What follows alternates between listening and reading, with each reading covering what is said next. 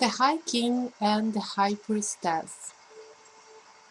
Once upon a time, in the long lost ago, known as the Golden Age, there lived a mighty king named Altazar. He was not simply an ordinary king, nor even a great king, but was a true monarch, of the sort that the world has not seen since that distant age. For his very name, Altazar, meant High King, and that he truly was. Altazar ruled over a large island off the coast of what is now called Australia, part of the ancient continent of Lemuria. He was an enlightened and noble ruler. He was much beloved by his people, who did indeed flourish under his care, as did the animals, the birds, the very trees, flowers, and rocks of his kingdom. Possibly this was due in part to the fact that Altazar did not consider himself separate from anyone or anything on his large island. He cared for everything as deeply as he cared for himself, seeing the spark of the Creator in all. Part of his magic was his ability to call forth the very best from not only his people, who were truly devoted to him, but also from his plants, which the legend said, legend said produced incredible yields of fruits and vegetables, while his flowers bloomed in ever more magnificent displays. Even the animals were peaceable with each other and showed no fear of the humans. His island, Arnhem, was a true paradise indeed. When it came time for Altazar to marry, a search throughout the Lemurian Empire commenced.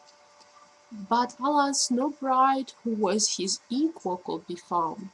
No woman was in possession of such grace, virtue, and wisdom to be a worthy mate of the High King. Accordingly, the high priests of this land had but one choice. They gathered together at the high temple of Tana on the main landmass, and through the crystal that had been given to them at the beginning, they sent a message telepathically to the high priests of the great continent of Atlantis, far across the world, asking for a suitable bride to be sent for Altazar. Exciting. In faraway Atlantis, the message was received with utmost respect. The Brotherhood of the Seven met in council and pondered well the request. Alora, the highest priestess of the Temple of Creative Healing Wisdom, Oraling, was summoned. She was asked whom she would choose to unite these two great civilizations through marriage. Withdrawing her essence to the cave heavens, far, far away to that place of all knowing, she saw the face of one of the high priestesses to appear. It was the beautiful Deandra. Ah yes, it was she, Deandra, of the long cascading blonde hair, of the wide sad, all-seeing blue eyes. Deandra, with the finely chiseled cheekbones. Yes, it was Deandra, holder of the 7 notes of healing wisdom. Then she too was summoned and told of her assignment, and she readily agreed to go. Of course, Deandra felt a great sadness in her heart at leaving her homeland and her people, especially for leaving her work in the Temple of Oraline. She worked closely with many of the lesser initiates, leading them through the doorways that go to the inner sanctums. But her training was completed to such a high level, 7 notes, that she could function well on her own. She had her telepathic link with her masters, who held the key that unlocks the magnetic grid. This grid encircled the master grid, whereupon she could tap into the source.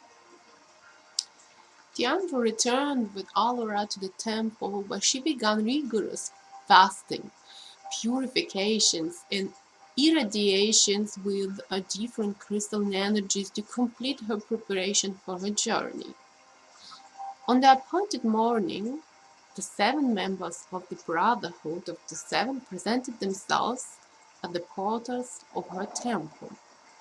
Deandra appeared clad in a flowing, luminescent gown of white. Around her waist was the deep purple sash of the initiates of the Temple of Origin, tied with 7 knots. She bowed to the 7 as they bowed to her. Then they led her through the quiet white streets of Atlantis, past the gleaming white domed temples, past the Tower of Truth, past the fountain whose waters of clarity she would drink no more, to that section of the city that was forbidden to all unless you be one of the markers or possessed 9 knots on your belt. 9 knots were had by very few indeed. But there were whispers that somewhere in Atlantis were 11 knots. No one had ever seen these ones, if indeed they existed at all. As they came to this highest of places, the first of the 7 halted at a gleaming golden gate barring their paths. The thin and delicate spires glowed brilliantly in the sunlight. Bringing forth a crystal from his robe, he pointed it at the gate and muttered words that sounded like Aslan Inra. The gate immediately disappeared and our party of 8 walked through. After they had passed by, Deandra glanced back quickly and saw the gate once again firmly in position.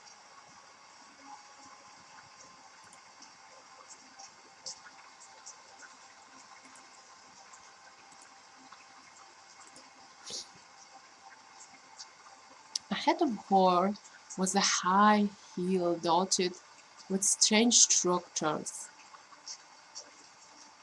mainly composed of various geometric shapes. They proceeded up a steep and winding path until it forked, whereupon they closed the left one, which was much narrower.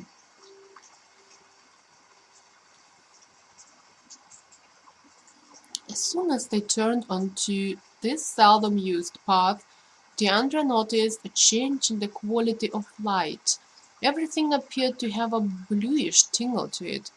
As they continued, the hue became even stronger until it turned a deep cobalt. There was an aura of highly charged electrical currents just off the path on both sides. Then the path forked once again, and they turned to the right this time. Deandra, despite her training and well-developed sense of control, could not help feeling excited and even a bit frightened. Indeed, taking a deep breath, she consciously relaxed her being and continued on. Suddenly the path ended abruptly at a solid stone wall made of a highly polished marble. The cobalt air had transmuted into the deepest indigo. It was intense. Deandra had trouble controlling her breathing.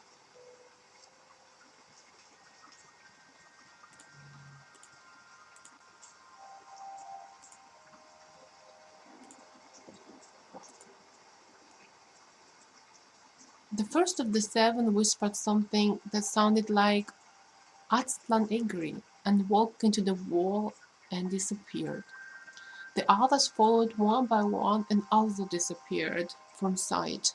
Deandra's eyes widened with surprise. She swallowed to pull herself together and, summoning her full authority,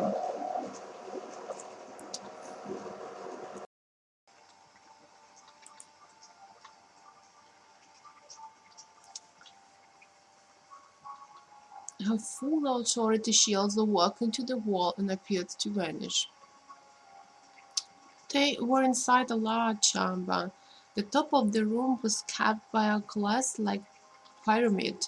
This pyramid was really made of a man-made crystal composed elsewhere on this secret hill.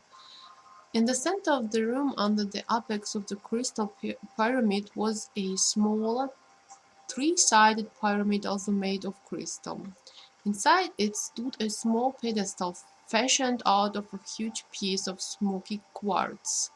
The elder of the seven motioned for Diandra to stand before him. Then, in the secret gesture of high initiates, he placed both of his hands palms down over her, two outstretched hands, palms up, but not touching. The transfusion was made. Then Diandra knew.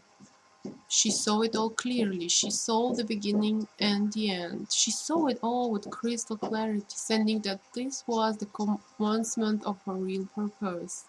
All of her training had been leading up to this moment. She saw too Altazar seeing his handsomeness, his nobility, his impeccable virtue. Then she realized that he also was a high initiate who had obtained 8 notes in secret training in her very own city, and no one had even known that he had been there. Her heart filled with love for him, for the fineness of his being, for his compassion, for the experiences that they would share together.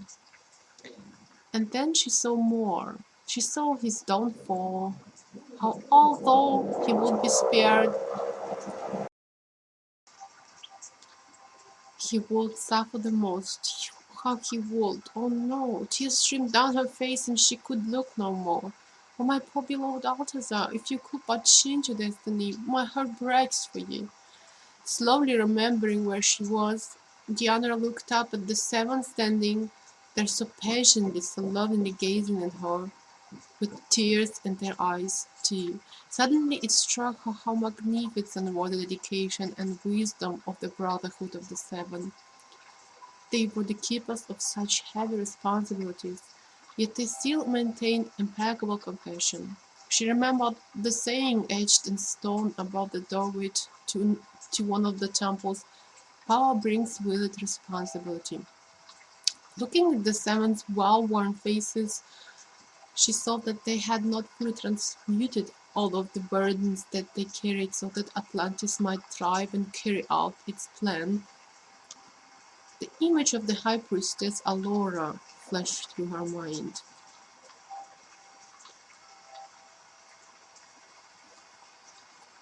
She saw her dressed in her white and blue ceremonial robes, with the breastplate containing what appeared to be real twinkling tiny stars.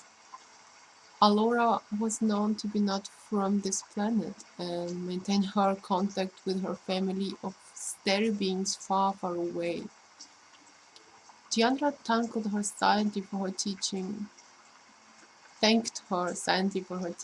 and thought fondly of her family of friends in the temples.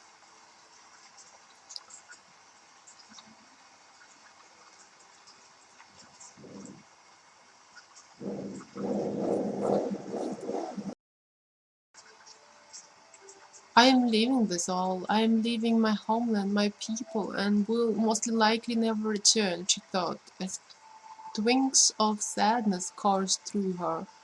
Then she remembered Altazar and felt his great need for her. This steadied her. She was ready.